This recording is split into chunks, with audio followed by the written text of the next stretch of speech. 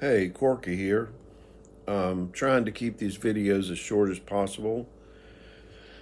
I want to continue a discussion about the American South as a musical crime scene. Um, 1927, Bristol, Tennessee, Bristol, Virginia, uh, which it's both because the state line runs through there. 1927, the Bristol Sessions, the Carter family, Jimmy Rogers, and these recordings have been referred to as the Big Bang in country music. If you watch Ken Burns' series recently on country music, you'll hear a lot of discussion about this.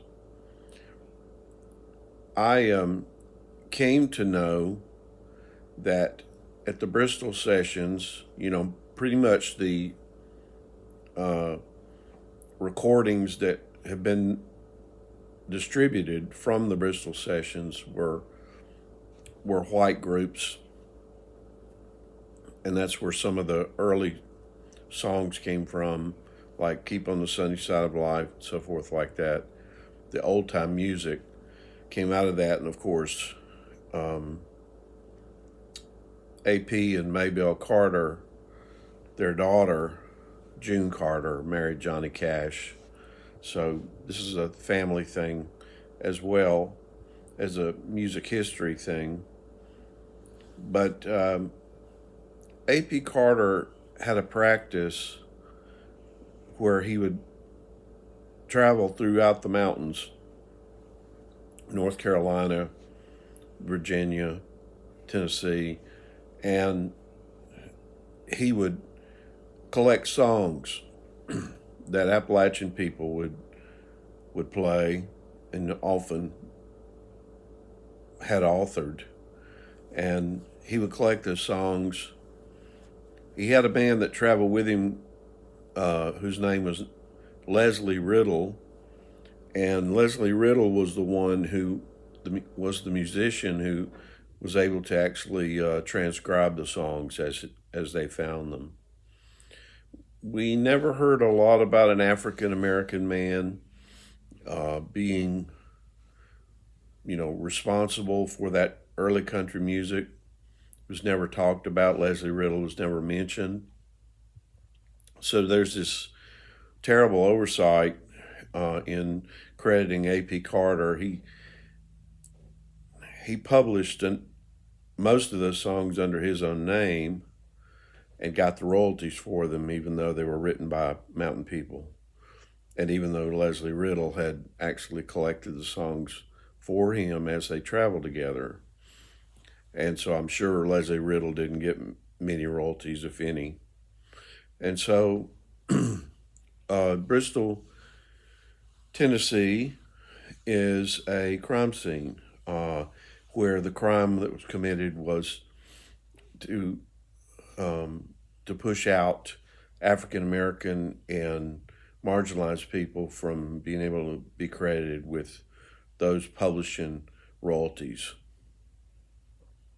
Um, I also came to find out that in the recordings at the Bristol Sessions, uh, the actual recordings, there is almost as many African American blues artists as there were white folks recording at the Bristol Sessions, although those recordings had not been released until Smithsonian Folkways came out with their collection, Appalachian Blues, and there are some of the Bristol Sessions done by black bluesmen that are in that collection, and that's very recent.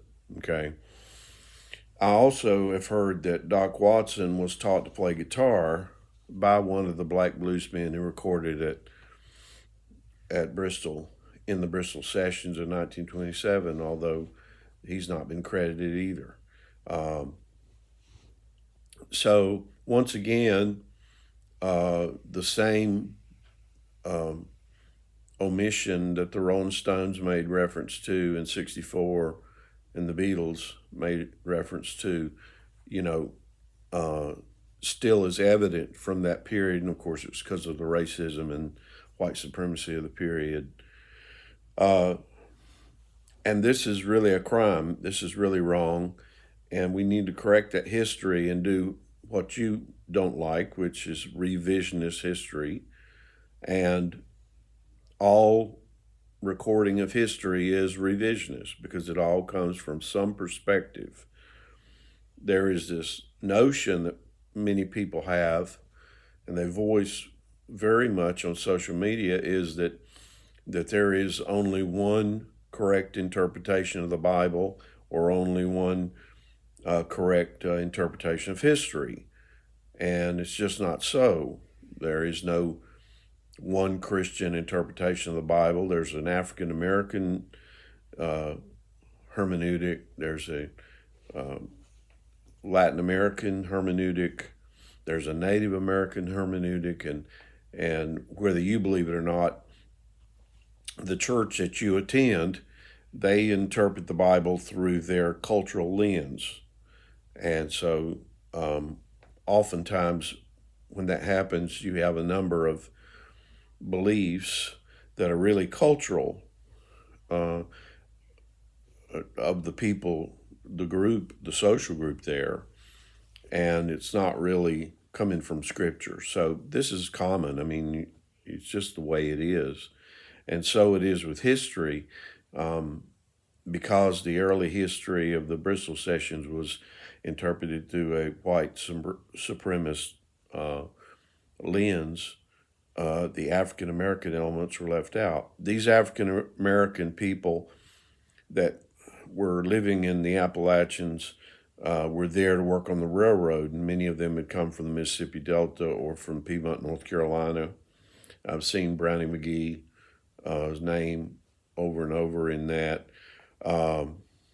And so this is something that a lot of people don't know about, this crime that's been committed, and we're trying to correct it by lifting up and championing, you know, the original American music.